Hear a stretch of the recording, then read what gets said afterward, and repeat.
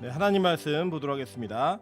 마태복음 12장 1절부터 오늘 조금 더 읽어서요. 우리 13절까지 우리 교독하도록 하겠습니다. 13절까지 교독합니다. 마태복음 12장 1절부터 13절까지의 말씀 저 여러분이 한 절씩 교독하고 마지막 절은 합독하도록 하겠습니다. 그때 예수께서 안식일에 밀밭 사이로 가실새 제자들이 시장하여 이삭을 잘라 먹으니 바리새인들이 보고 예수께 말하되 보시오 당신의 제자들이 안식일에 하지 못하나이다. 예수께서 이르시되 다윗이 자기야 그 함께한 자들이 시장할 때 한 일을 잃지 못하였느냐. 하나님의 전에 들어가서 제사장 외에는 자기나 그 함께한 자들이 먹어서는 안 되는 진설병을 먹지 아니하였느냐. 또 안식일에 제사장들이 성전 안에서 안식을 범하여도 죄가 없음을 너희가 율법에서 읽지 못하였느냐. 내가 너희에게 이르노니 성전보다 더 큰 이가 여기 있느니라.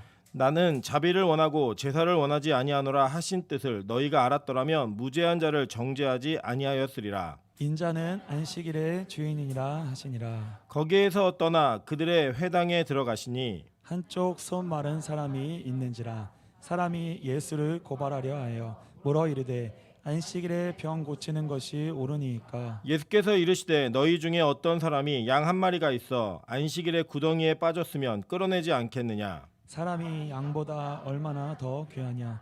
그러므로 안식일에 선을 행하는 것이 옳으니라 하시고 이에 그 사람에게 이르시되 손을 내밀라 하시니 그가 내밀매 다른 손 같이 회복되어 성하더라.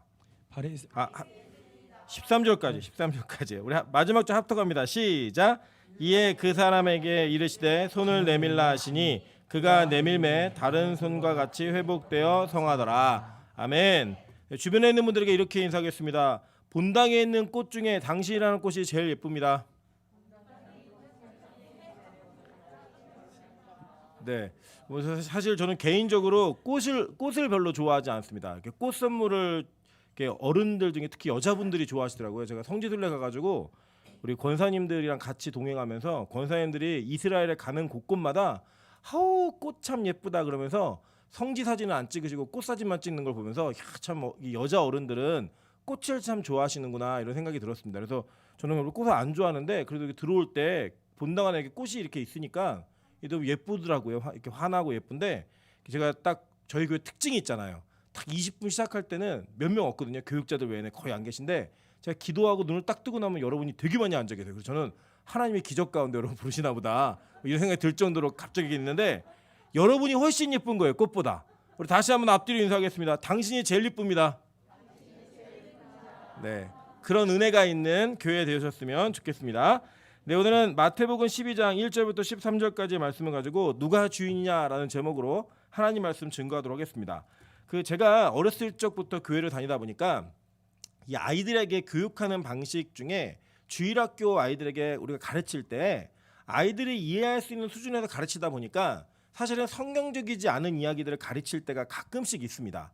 뭐 예를 들면 이런 거예요. 제가 이제 혼자 생각하다가 이건 좀 잘못된 것 같다는 생각이 들었던 게 뭐였냐면 우리가 아이들에게 어떻게 가르치냐면 죄가 없어야 천국 간다라는 얘기를 아주 자주 가르치고 그렇게 이야기를 합니다. 그리고 실제로 어른들을 교육할 때에도 죄가 없어야지만 천국 갈 수 있다라는 얘기를 우리가 심심치 않게 이야기를 한다라는 거예요. 근데 과연 우리가 인간이 정말 죄가 없이 모든 것이 깨끗한 상태가 되어야지만 천국에 가는가라고 돌아보면 저와 여러분은 아마 탈락일 겁니다. 우리는 죄의 문제가 해결돼야지만 천국을 가는 것이지 죄가 없기 때문에 천국을 가는 게 아니에요. 근데 우리 인생에 특별히 교회 안에서의 오랜 시간 동안의 신앙생활 하시는 분들은 대부분이 죄가 없어야지만 천국 간다라고 하는 그 전제가 그러니까 거부감 없이 다가오시는 거예요. 부담스럽긴 한데 거부감 없이 다가와요. 이게 어떤 차이냐면 굉장히 심각한 차이가 있습니다. 예를 들어 볼게요. 쉽게 우리 처녀들이 시집을 가기 위해서 살을 빼야 된다라고 생각을 하고 목표를 정한 거예요. 내가 시집 가려면 살을 빼야지 라고 얘기하는 것은 살을 빼면 시집 간다라고 하는 것과 일맥상통한 이야기죠. 그죠? 근데 여러분 중요한 건 뭐냐면 살을 안 빼도 시집을 가는 거. 내가 살을 안 뺐는데도 불구하고 나를 좋아하는 남자가 있으면 문제가 해결된 거예요? 안 된 거예요? 해결된 거죠. 그죠? 그러니까 이게 죄의 문제가 이렇다라는 거예요. 우리가 우리 인생 전체를 죄 없이 살 수 없어요. 근데 그 죄의 문제가 해결되어지는 것을 통하여서 우리는 구원을 받는 존재이지 죄를 모두가 제거했기 때문에 구원받는 존재가 아니라는 거예요. 오늘 본문은 이 전체적인 내용들에 우리가 가지고 있는 기본적인 사고방식, 특별히 이 유교 문화에 젖어 있고 특히 이 유교 문화하고 율법주의가 비슷해요. 왜냐하면 율법주의는 모든 종교의 근간을 이룹니다. 기독교가 아닌 진리가 아닌 모든 종교에 아주 베이스를 깔고 있기 때문에 그것이 어떻게 우리 안에 해결되어져야 되는가, 이 내용들을 오늘 본문에 나와 있는 예수님과 제자들의 이야기, 그리고 또 마른 손을 고치시는 예수님의 이야기를 통해서 한번 살펴보고 우리 생각해보는 시간을 갖도록 하겠습니다. 먼저 1절에 보니까 이렇게 얘기합니다. 그때 예수께서 안식일에 밀밭 사이로 가실새 제자들이 시장하여 이삭을 잘라 먹으니 라고 이야기해요. 이 자르다라는 단어가 헬라어로는 텔로라는 단어인데 손으로 뜯어먹다예요. 그러니까 따먹다, 뜯어먹다. 왜냐하면 율법에는 안식일에 칼로 낫이나 도구를 사용하여서 이 재배를 하는 것, 추수를 하는 것을 금지했습니다. 그래서 특별히 이 금지하는 것 가운데 손으로 뜯는 것이 허용이 되었는데, 이 허용이 되는 것은 지금으로 얘기하면 우리 예전에는 우리 시골의 농촌 문화에는 서리 문화라는 게 있었어요. 그죠? 그래가지고 이제 지나가다가 밭에서 이제 좋은 걸 이렇게 따갖고 먹고 이렇게 하는 거를 별로 이상하게 생각하지 않는 그런 게 있습니다. 제가 예전에 한번 그 포도밭에 서리하러 들어갔다가 뱀을 만나가지고 기겁을 하고 도망 나왔던, 막 회개했거든요. 하나님 남의 거 훔치다가 뱀을 만났습니다. 이런 회개했던 어렸을 때 중학교 때 기억이 있는데, 이 서리하는 문화가 있었어요. 근데 이 서리하는 문화는요, 하나님이 주신 긍휼이었어요. 긍휼. 성경에 보면요, 신명기 23장 25절에 이렇게 얘기합니다. 내 이웃의 곡식밭에 들어갈 때에는 내가 손으로 그 이삭을 따도 되느니라. 그러나 내 이웃의 곡식밭에 낫을 대지는 말지니라 라고 이야기했어요. 그러니까 들어가가지고 남의 밭에 아무 데나 들어가갖고 그냥 손으로 이렇게 따서 배고플 때 먹는 거는 허용이 됐어요. 그러니까 이게 하나님의 긍휼이에요. 긍휼. 그래서 이제 그 다른 성경 누가복음에 보면 어떻게 먹었냐면 손으로 비벼 먹었다라고 이야기해요. 왜 우리 예전에 어른들 아시죠? 이렇게 쌀 같은 거 다 해갖고 손으로 막 비비면 이렇게 까지잖아요. 까서 이제 지금 먹는 거예요. 이게 먹는 걸 보고서 지금 바리새인들이 이걸 장면을 목격하고 지금 예수님께 시비를 거는 거예요. 뭐냐면 예수께 말하되 보시오, 당신의 제자들이 안식일에 하지 못할 일을 하나이다라고 얘기해요. 안식일에 하지 못할 일을 하나이다. 여러분, 이게 지금 여기서 이 말과 이 기준은 상당히 우리가 고민을 해봐야 되는 시점이에요. 왜냐하면요, 안식일의 개념 속에는 하나님께서 이런 게 있습니다. 일주일 동안 우리가 노동이라는 걸 하잖아요. 그 노동이라고 하는 것으로부터의 해방됨, 그 노동으로부터의 자유함이 있는 긍휼의 장소인 거예요. 그러니까 하나님은 이 지금 예수님께서 제자들을 데리고 안식일에 길을 가실 때 밀밭이라고 하는 곳에서 하나님의 긍휼이라고 하는 것이 무엇인지를 율법을 통해 받아낸 거예요. 그래서 그 안식일에 이 제자들이 이삭을 잘라 먹고 있는데, 뜯어 먹고 있는데 안식일에 하지 못할 일을 한다라고 지금 얘기하고 있는 거예요. 그랬더니 예수님께서 뭐라고 얘기하셨냐면, 예수님이 너네 성경도 못 읽어봤니? 라고 하면서 다윗의 이야기를 하시는 거예요. 자, 이 내용들의 배경들을 보도록 할게요. 이 율법주의자들이었던 바리새인들은 어떤 근거로 이렇게 이야기했느냐 보니까 출애굽기 20장 8절부터 11절입니다. 안식일을 기억하여 거룩하게 지키라. 엿새 동안은 힘써 내 모든 일을 행할 것이나 일곱째 날은 내 하나님 여호와의 안식일인즉 너나 내 아들이나 내 딸이나 내 남종이나 내 여종이나 내 가축이나 내 문 안에 머무는 객이라도 아무 일도 하지 말라. 이는 엿새 동안 나 여호와가 하늘과 땅과 바다와 그 가운데 모든 것을 만들고 일곱째 날에 쉬었음이라. 이러므로 나 여호와가 안식일을 복되게 하여 그날을 거룩하게 하였느니라 라고 얘기해요. 자, 여러분, 제가 몇 번씩 우리 창세기 들은 분들은 다 기억하실 거예요. 이 안식이라는 히브리어가 뭐였죠? 샤바트였죠. 그죠? 이 샤바트라고 하는 안식의 개념 속에는 단지 쉬다, 멈추다, 뭐 이렇게 뭐로부터 이렇게 자유롭다 이런 뜻만 있는 것이 아니라 어떤 의미가 있다 그랬죠? 제자리로 돌아가다, 원래 위치로 돌아가다예요. 하나님께서 그 날을 복되게 하셨는데 그 복되게 하신 원리가 뭐냐면 원래 위치로 돌아가는 거예요. 그 원래 위치는 뭐냐? 창조주는 창조주의 자리로, 피조물은 피조물의 자리로 돌아가서 하나님께 예배하는 것, 그게 원래 자리인 거예요. 그렇게 돌아가기 위하여서 그동안 엿새 동안에 노동하거나 무언가 하는 일들을 멈추고 예배 안으로 들어오라는 거예요.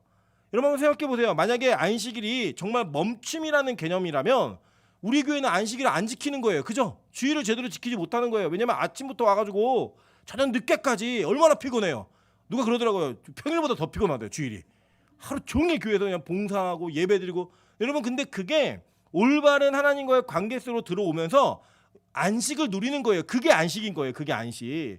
그래서 예배하는 행위 그 자체가 안식입니다. 그래서 하나님께서는 그 안식일에 하나님과의 온전한 관계를 위하여 다른 일들을 멈추라고 하신 거예요. 자, 이해되시죠? 무슨 말인지. 그러니까 무조건 아무것도 안 하는 게 안식이 아니라 예배를 위한 멈춤, 예배를 위한 쉼, 예배를 위한 중단, 이것이 우리에게 필요하다는 거예요.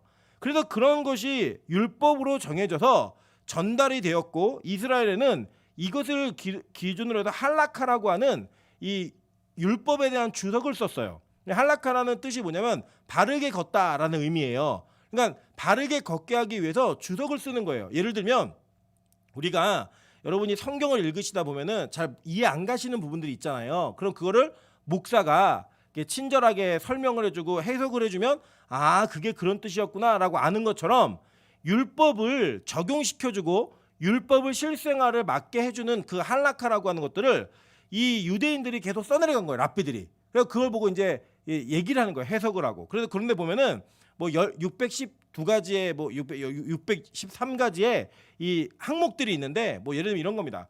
그 노동의 개념이 뭐냐면 안식일에 이불을 들고 1층에서 2층으로 올라가면 노동이에요. 근데 이거를 옷에다가 꼬매가지고 붙이고 올라가면 노동이 아니에요. 그리고 상처가 났을 때 안식일에 닦으면은 노동이에요. 근데 이렇게 피를 이렇게 멈추게 붙이고 있는 건 노동이 아니에요. 그러니까 이런 식으로 기준을 정해주는 거예요. 기준을. 그런 게 이제 여러 가지 제약들이 있어요. 그걸 이제 성경에서 뭐라 표현하면 장로들의 유전 이렇게 이야기해요. 그리고 그것은 거의 율법과 동일한 의미와 어떤 그 권위를 가지고 이스라엘 공동체에 이렇게 주어졌어요. 출애굽기 34장 21절에 보니까요. 오늘 바리새인들이 얘기한 근거가 전혀 잘못된 것 같지는 않아요. 잘 볼게요. 너는 엿새 동안 일하고 일곱째 날에는 쉴지니 밭 갈 때나 거둘 때도 쉴지며 라고 얘기했어요. 취소하지 말라는 거예요. 그런데 지금 뭐 했어요? 곡식밭에 들어가서 따먹었다고요. 그런데 여러분 잘 보시면 곡식밭에 들어갈 때 따먹을 때 낫을 대지 말라고 얘기했잖아요. 성경에서는 그게 뭐냐면 취소하지 말라는 거예요.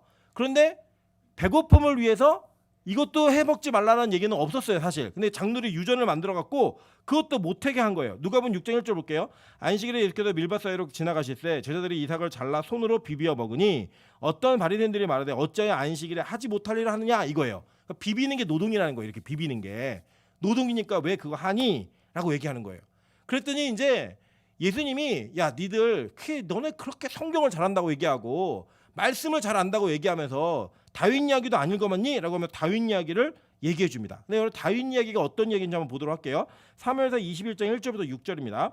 다윗이 노베 가서 제사장 아히멜렉에게 이르니 아히멜렉이 떨며 다윗을 영접하여 그에게 이르되 어찌하여 내가 홀로 있고 함께하는 자가 아무도 없느냐 하니 다윗이 제사장 아히멜렉에게 이르되 왕이 내게 이를 명령하고 이르시기를 내가 너를 보내는 것과 내게 명령한 일을 아무것도 사람에게 알리지 말라 하시기로 내가 나의 소년들에게 이러이러한 곳으로 오라고 말하였나이다. 이제 당신의 수중에 무엇이 있나이까? 떡 5덩이나 무엇이나 있는 대로 내 손에 주소서 하니 라고 얘기해요. 자, 이게 어떤 장면이냐면 지금 다윗이 사울에게 쫓겨 도망간 거예요.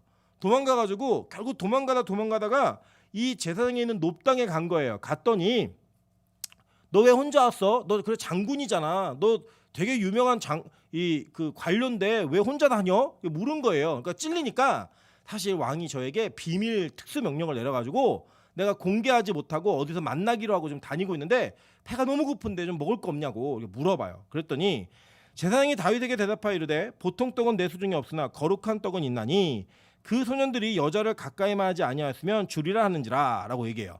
그러니까 이제 다윗이 원래 자기 식량을 확보하려고 그랬는데 여러 개를 확보해갖고 자기 혼자 먹으려고 한 것 같아요. 근데 어쨌든 간에 지금 이 상황 속에서는 이 다윗이 그 요구하는 떡이 없는 거예요. 그냥 함부로 누구나 먹을 수 있는 떡이 없어요. 근데 제사장들만 먹을 수 있는 떡이 있으니까 네가 여자를 가까이만 안 했으면 내가 이 떡 줄게 라고 얘기하면서 준 게 뭐냐면 거룩한 떡을 줍니다. 그리고 마지막 부분만 진한 부분만 볼게요.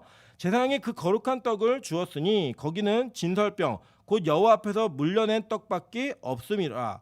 이 떡은 더운 떡을 드리는 날에 물려낸 것이더라 라고 얘기해요. 바로 나오자마자 우리도 임지식에 뜨뜻한 떡 먹으니까 맛있었죠, 그죠? 뜨뜻한 떡이 나온 거예요. 그러니까 이 진설병이 도대체 뭔가 보니까 레위기 24장 5절부터 9절입니다. 너는 고운 가루를 가져다가 떡 12개를 굽되 각 덩이를 10분의 2 에바로 하여 여호와 앞에 순결한 상 위에 두 줄로 한 줄에 6씩 진설하고 너는 또 정결한 유향을 그 각줄 위에 두어 기념물로 여호와께 화제를 삼을 것이며 안식일마다 이 떡을 여호와 앞에 항상 진설할지니 이는 이스라엘 자손을 위한 것이요 영원한 언약이라. 이 떡은 아론과 그의 자손에게 돌리고 그들은 그것을 거룩한 곳에서 먹을지니 이는 여호와의 화제 중 그에게 돌리는 것으로 지극히 거룩함이라. 이는 영원한 규례니라라고 얘기해요. 자, 보니까 더운 떡이 나오는 날은 무슨 날이에요? 지금 보니까 안식일마다 이 떡을 여호와 앞에 항상 진설하라고 얘기했죠. 그 더운 떡이다. 그럼 이게 무슨 날인 거예요? 안식일인 거예요. 그죠? 그러니까 지금 다윗이 무슨 날 떡을 먹은 거예요? 안식일에 떡을 먹은 거예요. 그것도 어떤 떡을 먹었느냐? 이게 보니까 원래 아론의 지파인 그 제사장들, 아론의 자손들만 먹을 수 있는 그 떡을 지금 누구에게 준 거예요? 다윗에게 준 거예요. 그 다윗이 그걸 먹었다는 거예요. 그러니까 이제 예수님이 바리새인들에게 뭐라고 했냐면, 야 봐라, 안식일에 다윗도 자기가 먹지도 못하는 거룩한 떡을 먹었어. 니네 이거 안 읽어봤니? 라고 되질문하는 거예요. 바리새인들에게. 그 의미는 뭐냐? 마가복음 2장 27절에 이렇게 얘기합니다. 또 이르시되 안식일이 사람을 위하여 있는 것이요 사람이 안식일을 위하여 있는 것이 아니니 라고 얘기해요. 지금 이 내용이 뭐냐면, 야 뭐가 중요한데 지금 너희가 뭐가 중요한지 모르고 지금 이 일을 하는 거야 라고 얘기하는 거예요. 자 보세요. 아까 안식일이 무슨 개념이라고 얘기했죠? 제자리로 돌아가다 였죠. 그 돌아감 속에는 뭐가 있냐면 여러분의 모든 일상으로부터의 자유함이 있는 거예요. 특별히 성경에 보니까 심지어는 여종이나 남종들까지도 일을 시키지 말라고 했어요. 그건 뭐냐? 국률이라고요. 국률. 하나님의 은혜와 국률이 그 날에 온전하게 이루어지는데 그 국률의 현장을 경험하고 있는 자들이 누구였어요? 너무 배가 고파가지고 이 남의 밀밭에 가갖고 밀을 손으로 따다가 비벼서 먹는 이들을 보고 니들이 지금 안식일에 하지 못할 짓을 한다고 얘기하는 게 지금 말이 되니? 라고 묻는 거예요. 안식일은 너희를 위해서 있는 것이지 너희가 안식일을 위해 있는 게 아니야 라고 얘기하면서 하나님이 지금 어떤 것이 중요한지 무게중심을 얘기해주고 있으신 거예요. 자, 그러면서 뭐라고 얘기했냐 봤더니 이렇게 얘기해요. 5절 보니까 또 안식일에 제사장들이 성전 안에서 안식을 범하여도 죄가 없음을 너희가 율법에서 읽지 못하였느냐라고 물어요. 실제로 이게 뭐냐면 안식일에 할례를 했어요. 요한복음 7장에 보면 안식일에 할례를 해도요 그게 율법을 어긴 게 아니었어요. 어긴 게 아닌데 너네 그것도 모르니? 라고 묻는 거예요. 자, 즉 이건 뭐냐면 지금 예수님께서 이 바리새인들에게 너희들이 뭐가 더 중요하고 뭐가 더 좋은지 어떤 것을 우선순위로 선택해야 되는지 너네 잘 모르지? 라고 얘기하면서 알려주시는 내용이 뭐냐면 성전 안에서 이 안식일을 범하는 것은 율법을 어기는 게 아니야 라고 말하는 거예요. 자, 이해됐죠? 무슨 말인지? 자, 이게 제가 간지에다가 도표 하나 그려놨는데 이거예요. 지금 율법, 성전법, 그리고 그리스도, 성령의 법 이렇게 세 개를 놨잖아요. 세 개를 두 가지만 먼저 볼게요. 율법하고 성전법만 보는 거예요. 포괄적인 관점에서 율법은 이스라엘 전체 공동체에게 다 적용되는 거예요. 그리고 이 율법을 어기면 어떻게 돼요? 이 율법을 어긴 사람은 뭐가 있는 거예요? 죄가 있는 거예요. 죄. 그러니까 죄의 기준이 뭐냐? 이 법에 따라서 죄의 기준이 정해지는 거예요. 그러니까 율법에서 죄다 그럼 죄 아니에요? 죄예요. 근데 율법에서 죄가 아니다 그러면 죄가 아닌 거예요. 이게 기준이라고요. 기준. 아주 기본적인. 그런데 이 율법이라고 하는 법 안에 뭐가 있었냐면 안식일을 지키는데 안식일에 노동하지 말라는 거예요. 안식일에 추수하지 말라고 얘기했고요. 안식일에 일하지 말라고 얘기했어요. 그런데 지금 안식일에 누가 일을 했죠? 할례를 줬던 제사장들이 일을 했고 안식일에 다윗이 떡을 먹는 걸 보면서 안식일에 곡식을 비벼 먹는 제자들을 욕하고 있는 바리새인들에게 예수님이 이걸 얘기하면서 너희들 성전법이 더 높은 줄 알지? 라고 얘기한 거예요. 그러니까 이게 성전 안에서는 안식일에 안식을 어겨도 죄가 돼요, 안 돼요? 안 된다라고 얘기하고 있는 거예요. 그러니까 뭐냐, 상위법인 거예요. 상위법. 자, 이게 이 예가 제가 많이 사용하는 예인데 이게 내용은 안 좋지만 이해하시긴 쉬울 거예요. 2015년도에 대한민국에 아주 핫 이슈가 하나 있었어요. 뭐였냐면 불륜, 간통죄가 이게 위헌인가 아닌가 이걸 가지고 많은 사람들이 뭐 신문 기사에도 써대고 뭐 이랬고 이제 판결에 굉장히 많은 언론과 이목이 집중되었습니다. 결론적인 뭐였죠? 간통법은 위헌이다였어요. 그 위헌이다라는 법이 나오고 나서 어떻게 됐냐면 간통법이 뭐냐면 형사법이에요. 형사법인데 이 간통이라고 하는 그 법 죄는 헌법에 위배되기 때문에 더 이상 이 법은 존속시키지 않는다. 이게 결정이에요. 그날 이후로 모든 간통죄로 인하여서 수감되어 있던 사람들, 그리고 간통이라는 죄가 죄의 목록에 남아있던 모든 사람들이 다 삭제를 받았어요. 그건 뭐냐면 헌법이 형사법보다 민사법보다 훨씬 더 상위의 법이라는 거예요. 이 법이 중요하지 밑에 법이 중요하지 않기 때문에 이 법이 어기면 이거는 존속할 가치가 없어. 부딪히면 헌법이 무조건 우선이야. 이거예요. 이해되시죠? 그래서 지금 예수님 말씀하신 게 뭐냐면 율법보다 안식일을 지키는 법보다 성전법이 우선이야. 성전에서 무슨 죄를 범해도 안식일을 범하는 거 성전 안에서 범하면 죄가 된다 안 된다? 안 된다라고 얘기하고 있는 거예요. 그러면서 그 뒤에 한 말이 더 중요해요. 예수님 뭐라고 얘기하시냐면 6절입니다. 내가 너에게 이르노니 성전보다 더 큰 이가 여기 있느니라 하고 얘기하시는 거예요. 그러니까 너희들 성전법이 안식법보다 더 위에 있는 법이지 그거 알지? 알아요. 근데 잘 들어. 죄가 아니고 예수님이 스스로를 얘기하시면서 내가 성전보다 더 크니야. 이걸 선언하시는 거예요. 여러분 이게 우리가 아까 제가 초반에 얘기했던 우리 죄가 없이 못 살아요. 여러분 죄 없이 사는 분 없어요. 여기 아무리 뭐 목사든 권사든 장로든 오늘 또 너무 좋은 거 우리 임지 씨가 지금 모든 세 분이 다 와서 예배를 드리시는데 이분들 마음이 얼마나 뜨거움이 있으시겠어요. 그래도 죄를 짓고 오셨어요. 네. 그건 뭐 여실 없어요. 이미 죄를 짓고 오신 분들이에요. 준비 안 됐다고 얘기하시면서 죄를 지으신 분들이에요. 근데 이 죄를 지으신 분들 보시면요. 이분들의 죄를 짓는 모습을 통해 확인할 수 있는 건 오래된 장로님들은 얼마나 죄를 더 많이 짓고 오셨겠어요. 예, 그래도 저 부목사가 더 깨끗하게 살려고 노력을 해요. 담임 목사는 죄를 더 많이 져요. 예, 나이가 더 많이 들었기 때문에 이 죄의 모습이 우리가 다 있어요.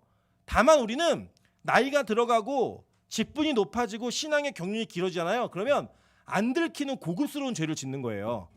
그러니까 초신자들은 우리 교회에도 이제 요새 새로운 친구들이랑 오다 보니까요. 예배 끝나고 나가면 저 밑에서 담배 피다가 인사하고 막 그래요. 담배 숨기면서 목사님 안녕히 가세요 인사하고 막 그래요.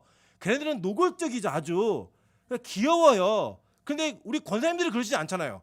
예, 장로님들끼리 모였고 말씀이 좋대 그러면서 피고 막 이러지 않잖아요. 예, 절대 그런 일은 없잖아요. 장로님들은 그렇게 하진 않으세요. 그런데 우리는 뭘 짓느냐? 고급스러운 죄. 남에게 들키지 않고 들키지 않을 수 있는 가능성을 확인하고 죄를 짓는 거예요.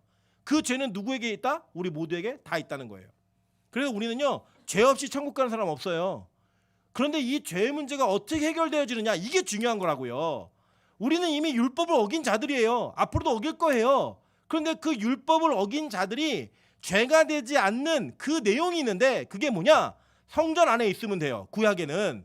근데 그 성전 안에 있었던 그것보다 더 중요한 게 뭐냐? 성전보다 더 큰 예수 그리스도 안에 있는 자에게 이 죄가 더 이상 죄가 되지 않는다라고 얘기하는 거예요. 자, 그래서 예수님께서 우리에게 알려주신 내용이 뭐냐면 에베소서는 여러분 에베소서가 주제가 뭐냐면 교회가 무엇인가요? 교회가 교회론을 얘기해요. 교회가 뭐냐? 머리된 그리스도 그리고 그 각 지체되어진 성도들 그 연합이 뭘 이룬다는 거예요? 온전한 교회를 이룬다는 거예요. 건물이 교회가 아니에요. 이 모임이 교회라고요. 그 교회가 이루어지면서 우리가 뭐가 되는 거예요? 성전이 되는 거예요. 이해되셨죠? 1차적으로. 그래서 우리는 율법에 더 이상 종속된 자들이 아니라 성전 안에 속해 있는 자들이 되는 겁니다. 이해되세요? 자, 그거보다 더 큰 이신 예수 그리스도, 그 예수 그리스도의 연합함으로 말미암아 우리가 그 안에 거하게 되면 어떤 일이 벌어지냐? 우리 다 같이 읽습니다. 로마서 8장 1절부터 2절 두 절만 먼저 읽을게요. 자, 시작. 그리스도 예수 안에 있는 자에게는 결코 정죄함이 없나니 이는 그리스도 예수 안에 있는 생명의 성령의 법이 죄와 사망의 법에서 너를 해방하였음이라. 아멘. 이렇게 우리의 죄 문제가 해결되는 거예요. 여러분이 죄를 짓지 않기 때문에 천국 가는 게 아니라 죄가 있음에도 불구하고 예수 안에 있는 자에게는 뭐가 없대요? 정죄는 뭐냐면 그거 죄야. 너 죄인이야. 너는 죄를 졌다고 라고 말하는 거예요. 그렇게 판별되는 거예요. 그게 정죄라고요. 그게 없다라고 얘기하는 거예요. 그리고 그 뒤에 계속 볼게요. 율법이 육신으로 말미암아 연약하여 할 수 없는 그것을 하나님은 하시나니 곧 죄로 말미암아 자기 아들을 죄 있는 육신의 모양으로 보내어 육신의 죄를 정하사 육신을 따르지 않고 그 영을 따라 행하는 우리에게 율법의 요구가 이루어지게 하려 하심이니라 라고 얘기해요. 자, 이게 뭐냐? 죄의 문제가 해결되는 거예요. 그래서 여러분 이런 겁니다. 그럼 뭐 다 죄져도 되겠네? 그럼 이제 구원파고요. 진짜 이 은혜가 임해서 예수에게 속한 자들에게는 어떤 역사가 벌어지냐면 예수의 영이 우리 안에 있음으로 말미암아 이전에 그리고 지금 있는 우리의 모든 죄악의 문제가 예수 안에서 정죄함 없음으로 해결되어진다라는 거예요. 그리고 난 다음에 그 예수의 영이 우리에게 역사되어짐으로 말미암아 우리가 율법의 요구를 이루어가게 하신다라는 거예요. 선으로 나아가게 하신다라는 거예요. 그거를 성경은 뿌리와 줄기와 열매로 얘기하는 거예요. 믿음은 뿌리예요. 뿌리. 그 뿌리가 있으면 이 뿌리 속에서 줄기가 솟아나고 그 줄기 속에서 잎이 피어나겠죠. 꽃도 피고 그 다음에 뭐가 맺어지는 거예요? 열매가 맺어지는 거예요. 그래서 성령의 9가지 열매를 갈라디아서는 얘기하는 거예요. 갈라디아 주제가 뭐예요? 이신칭이 야 너희들 행위로 구원받는 거 아니야. 믿음으로 구원받는 거야 라고 얘기했는데 그 믿음으로 구원받는다고 얘기한 자들에게 마지막에 뭘 가르쳐요? 성령의 9가지 열매를 가르친다고요. 믿음으로 구원을 받는 자들에게 이런 열매가 있다라고 얘기하는 거예요. 그런데 문제는 뭐냐?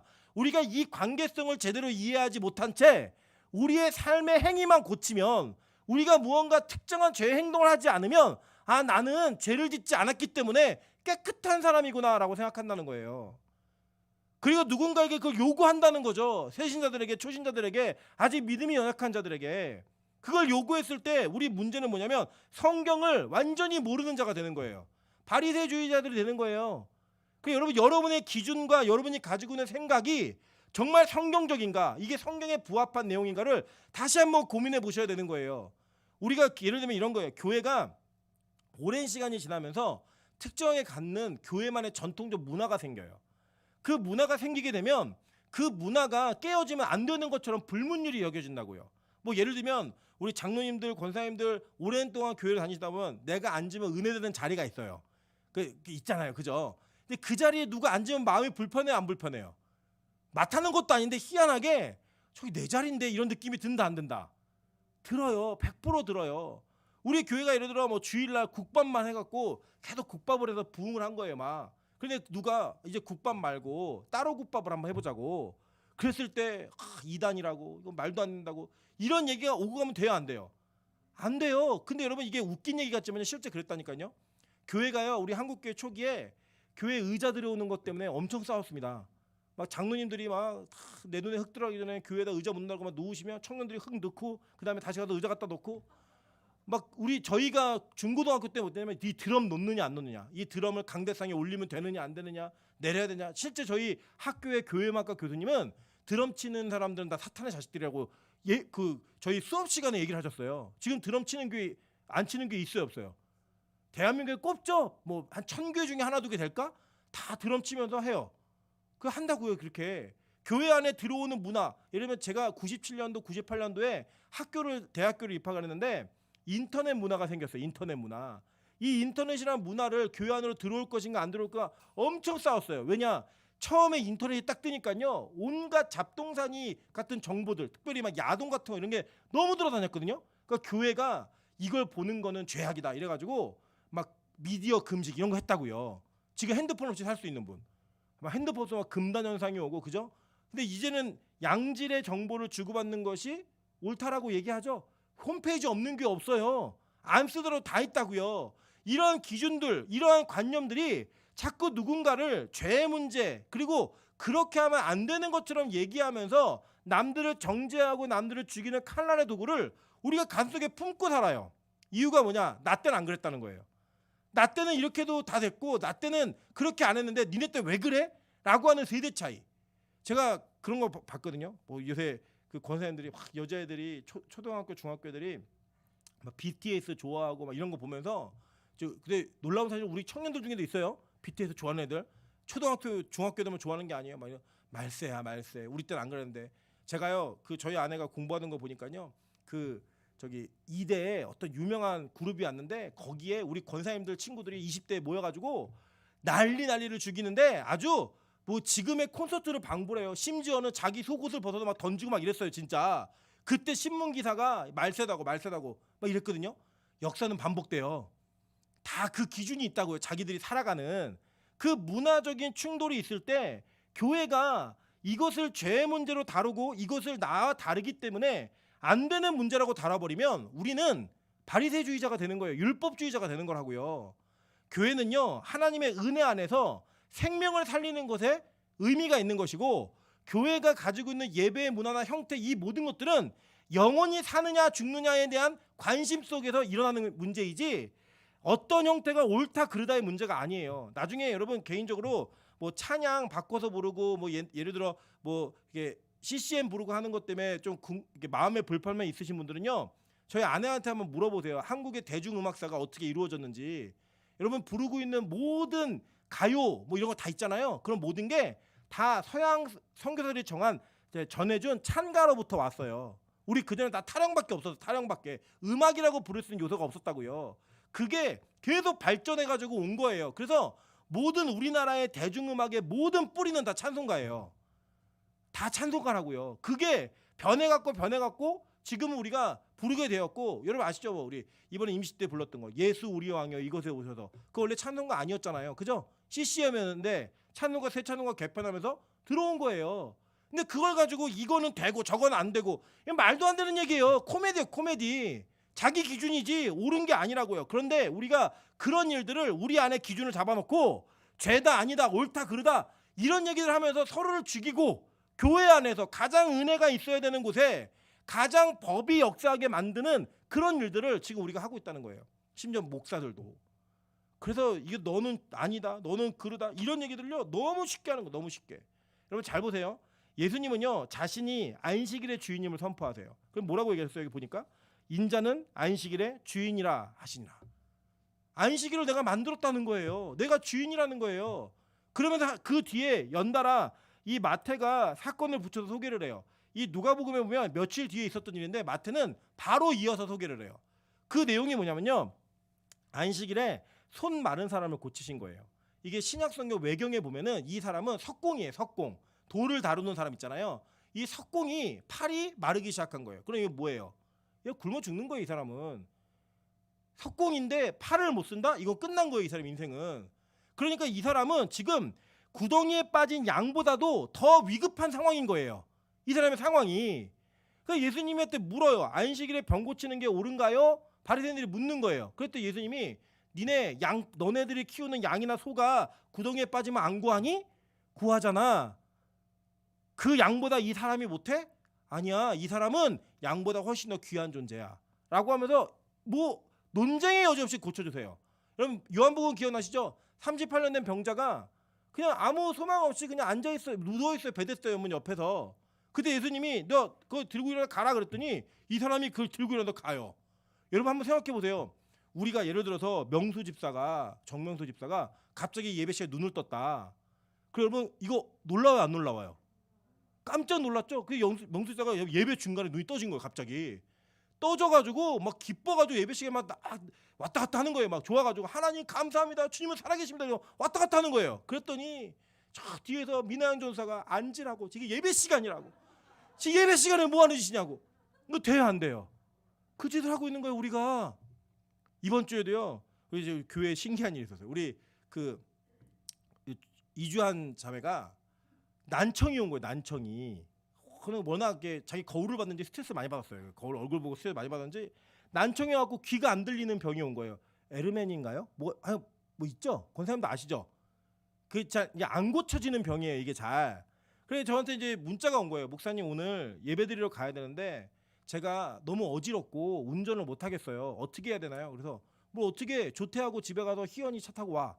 그랬더니 순종하고 온 거예요. 와갖고 자기가 귀가 한쪽이 안 들리는데 하늘문에 가서 예배를 드리는데 이렇게 기도했대요. 그래서 자꾸 찬양이 생각나는데 나를 지으시니까 하나님, 이 찬양이 생각나더라는 거예요. 그래갖고 그 찬양을 자기가 되뇌면서 하나님, 나를 만드신 분이 하나님이신데 안 들리게 하신 것도 하나님이시니까 내가 평생 한쪽 귀가 안 들려도 믿음을 지키면서 살 수 있게 도와달라고 이렇게 기도를 했다는 거예요. 그리고 그 다음날 병원에 가서 정밀 검사를 받는데 다 낫대요. 그래갖고 갑자기 목사님, 하나님은 살아계세요. 하나님은 살아계세요. 이게 2번이나 온 거예요. 그전에 몰랐던 거예요. 하나님 살아계신지.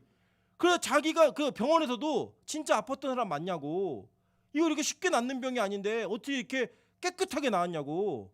그래 온 거예요. 그 간증이 돼가지고 그동안 그 짠지 같던 얼굴이 지금 확 폈어요. 너무 좋은 거예요. 기쁜 거예요. 근데 우리 그걸 보면서 너 예배 시간 너 왜 늦었어? 야근하다가 뛰쳐나온 거예요. 도망 나온 거예요. 그런 기준을 가지고 우리가 누군가를 바라보기 시작하면 하나님 안에서 우리에게 주시는 은혜를 다 못 누린다는 거예요. 저는 우리 빛가서군 교회가 진짜 은혜가 가득한 교회가 되기를 주님의 이름으로 축원합니다. 여러분 왜냐하면요 이 안식은요 우리에게 여전히 중요해요. 왜냐 예수 그리스도는 이 안식을 완성하기 위하여 우리에게 오신 분이 돼요. 이 안식이 어떻게 완성되는가 우리 성경을 좀 보도록 할게요. 우리 간지러 보겠습니다. 마가복음 16장 9절입니다. 예수께서 안식 후 첫날 이른 아침에 살아나신 후에 전에 7 귀신을 쫓아내어 주신 막달라 마리아에게 먼저 보이시니 라고 얘기해요. 자 요한복음 20장 19절입니다. 이날 곧 안식 후 첫날 저녁 때에 제자들이 유대인들을 두려워하여 모인 곳에 문들어 닫았더니 예수께서 오사 가운데서 이르시되 너희에게 평강이 있을지어다 라고 얘기하셨어요. 자 의도적으로 요한도 그랬고 누가도 그랬고 뭐라고 썼냐면 안식 후 첫날이라고 썼어요. 그죠? 이 안식 후 첫날이라고 쓴 개념이 여러분 쉽게 이해하시면 뭐냐면요 지금 우리가 드리는 주일이에요. 이 주일에 지금 예수님 뭘 하셨죠? 부활되셨어요. 제가 이제 부활되셨다고 얘기하는 거를 이게 문법상으로 맞아요. 헬라어는 한 번도 예수님 부활하셨다라고 얘기하지 않고 부활되셨다라고 얘기해요. 이 부활되신 예수 그리스도가 안식 후 첫날에 안식일이 아니라 안식 후 첫날에 하나님의 나라를 완성하시는 안식의 완성을 이루시는 거예요. 그래서 계시록 1장 10절에 나와 있는 이 요한 사도가 사도 요한이 하나님의 계시를 보는 날이 주의 날에라고 얘기하는 이 날이요 바로 주일이에요. 주일 일요일이에요. 일요일. 그래서 우리가 일요일을 주의 날이라고 불러서 주일이라고 하는 거예요. 그 날이 어떤 날이냐? 우리의 영원한 안식을 완성하신 예수 그리스도의 사역인 부활되심. 이 부활의 사역이 누구의 부활이에요? 예수 부활은 나의 부활. 그 부활을 기념하여 우리가 그 부활의 기쁨을 감격을 누리기 위해 주일에 모여서 예배하는 거예요. 이해되셨죠? 무슨 말인지. 그러니까 이 안식이라고 하는 이 안식의 완성은 부활로서만 완성이 되는 거예요. 그 예수님께서 내가 안식일의 주인이야 라고 얘기하신 뜻이 무엇이냐면 너희들이 인위적으로 지키면서 법을 세워놓고 지켰던 그 안식은 완성의 개념이 아니야. 거긴 여전히 불안해. 너희들 여전히 정죄하고 여전히 너희들의 죄의 문제 스스로를 정죄하는 마음속에 죄의식에 사로잡혀서 아무것도 못하고 살지. 부활의 기쁨이 있으면 그걸 다 이겨낼 수 있어. 그걸 다 넘어설 수 있어. 죄의 문제가 해결되어질 수 있어 라고 우리에게 가르치시는 거예요. 그 가르침을 통하여 온전한 안식이 우리에게 이루어지는 겁니다. 자, 이 안식이 어떤 관점 속에 이루어지나 한번 볼게요. 창세기 2장 1절부터 3절입니다. 천지와 만물이 다 이루어지니라. 하나님이 그가 하시던 일을 일곱째 날에 마치시니 그가 하시던 모든 일을 그치시고 일곱째 날에 안식하시니라 라고 얘기한 게 구약의 안식이었어요. 자, 이 안식이 언제 깨져요? 아담과 하와의 타락으로 인해 박살이 나버리죠. 그죠? 그리고 난 다음에 그 안식일의 회복을 위해서 열심히 안식일을 지킨 거예요. 이 사람들이. 창조라는 개념 속에 그래서 출애굽기에 보면 하나님께서 이 안식일을 거룩하게 지켜라라고 하는 명분이 뭐냐면 나는 천지를 창조한 여호와니라 이걸 얘기하세요. 그 얘기를 통하여서 이 천지 창조와 안식의 개념이 연결돼 있다는 것을 이스라엘 백성은 다 알고 있었다고요. 그런데 이 안식은 온전하다 온전하지 않다예요. 보세요. 히브리서 4장 8절부터 11절입니다. 만일 여호수아가 그들에게 안식을 주었더라면 그 후에 다른 날을 말씀하지 아니하셨으리라. 그런즉 안식할 때가 하나님의 백성에게 남아있도다. 이미 그의 안식에 들어간 자는 하나님이 자기의 일을 쉬신 것 같이 그도 자기의 일을 쉬느니라. 그러므로 우리가 저 안식에 들어가기를 힘쓸지니 이는 누구든지 저 순종하지 아니하는 본에 빠지지 않게 하려 함이라 라고 얘기해요. 이 여호수아가 이스라엘 백성들을 가나안 땅에 데리고 들어갔는데 그게 안식이 아니더라는 거예요. 그럼 다른 날을 주셨다는 거예요. 그 다른 날이 어떤 날이냐? 우리가 영원히 쉬는 날이에요. 그건 언제예요? 천국 가는 거. 그걸로 힘쓰라는 거예요. 히브리서 주제가 뭐예요? 예수님이 누구인가요? 예수님은 누구신가? 이 예수님을 통하여 온전한 안식을 이루라라고 얘기하는 거예요. 그래서 그 믿음 가운데 순종하고 믿음 가운데 나아가는 모습을 통하여 너희의 죄의 문제가 해결되어질 수 있도록 하나님 앞에 엎드리고 순종하는 삶을 살아라라는 권면하는 거예요. 이해되셨죠? 무슨 말인지. 우리는요 죄가 없어서 천국 가는 사람들이 아니에요. 우리는 죄의 문제가 해결됐기 때문에 천국 가는 거예요. 근데 어떻게 해결돼요? 여러분이 뭘 의를 세우고 바른 행동을 하고 이런 거 아니에요. 우리는 오직 누구 안에? 예수 안에 거함으로 말미암아 율법의 상위법이 성전이 되고 그 성전보다 더 큰 예수 안에 거함으로 말미암아 저와 여러분의 죄의 문제가 해결되어져서 우리는 천국에 가는 백성이라고요. 그런데 누가 누구를 정죄해요? 누가 누구에게 죄인이라고 말해요? 우리 아무도 그럴 수 없어요. 아무도 그럴 자격이 없어요. 오늘 저희 아내가 아침부터 계속 저한테 얘기하는 거예요. 드라마를 좀 보래요. 드라마 또 많이 하니까. 무슨 드라마인데 지옥이라는 드라마를 보래요. 자기가 그 드라마를 보면서 요새 은혜를 받고 있대요. 저 아내 믿을 수가 없어갖고 제가 보고 얘기할 거예요. 보고. 나는 못 봤으니까 얘기하지 마. 그랬더니 거기에 뭐라고 얘기하냐면 이렇게 제가 그 감독이 그걸 의도했는지 모르겠지만 저희 아내가 해석한 거는 맞는 것 같아요. 뭐라고 했냐면 인간이 세워놓은 모든 것은 다 죄라는 거예요. 심지어는 신 앞에서 자기가 죽지 않기 위해서 거짓말하고 죄를 짓는다는 거예요. 그 내용이 저는 안 봐서 몰라요. 제가 보고 다시 말씀드릴게요. 그러면서 이 땅 자체가 지옥이라는 거예요. 땅 자체가. 다 죄를 짓고 산다는 거예요. 다 죄를 짓고. 그 죄의 모습을 폭로하고 있는 영화 같다라고 얘기하더라고요.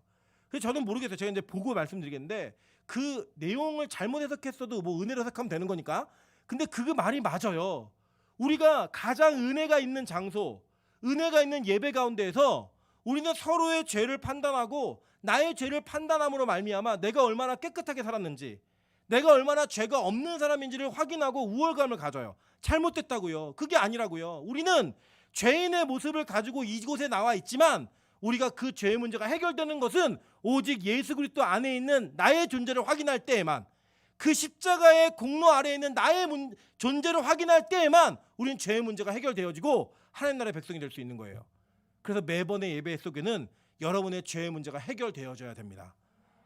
누구 안에 있음으로 말미암아? 예수 안에 있음으로 말미암아. 그래서 윤리 도덕 그거 복음 아니에요. 종교 복음 아니에요. 복음은 딱 하나예요. 예수 안에 있음으로 말미암아 성령의 법이 저와 여러분을 지배하고 통치하는 것. 그 은혜 가운데 우리가 죄사함을 얻은 존재임을 확신하고 확인하는 것. 그게 바로 복음입니다. 저는 오늘도 여러분이 그 복음을 확인하시면서 그 복음 가운데 은혜로 돌아가시기를 주님의 이름으로 축원합니다. 우리 마지막 골로새서 2장 16절부터 17절 다 같이 한 목소리로 합독합니다. 시작. 그러므로 먹고 마시는 것과 절기나 초하루나 안식일을 이유로 누구든지 너희를 비판하지 못하게 하라. 이것들은 장래일의 그림자이나 몸은 그리스도의 것이니라. 아멘. 이 모든 것들이 다 그리스도를 표현하기 위해서 너희에게 주어진 것들이라는 거예요. 구약에 있는 절기들, 율법들, 이 모든 것이 그리스도라는 몸 자체를 우리에게 알려주기 위해서 그림자로서 우리에게 주어진 일이라는 거예요. 그래서 여러분 율법을 제대로 이해하면 반드시 복음으로 귀결되게 되어 있습니다. 절기를 제대로 이해하면 반드시 복음으로 나오게 되어 있습니다. 여러분 구약 성경을 제대로 이해하면 반드시 십자가의 은혜 앞에 나오게 되어 있습니다. 저는 우리 교회가 그런 교회 되기를 주님으로 축원합니다. 성경을 더 알면 알수록 신앙생활의 연륜이 깊어지면 깊어질수록 직분의 무게가 무거워지면 무거워질수록 더 예수 그리스도의 그 깊이를 알고 몸 대신 그 예수 그리스도를 체험함으로 말미암아 진짜 복음을 가진 하나님의 일꾼들, 진짜 복음이 선포되어지는 교회, 진짜 복음을 붙들 수 있는 성도들이 모인 그 교회가 되기를 주님의 이름으로 축원합니다. 우리 같이 한번 찬양으로 하나님 앞에 기도하도록 하겠습니다. 예수 안에 있는 나에게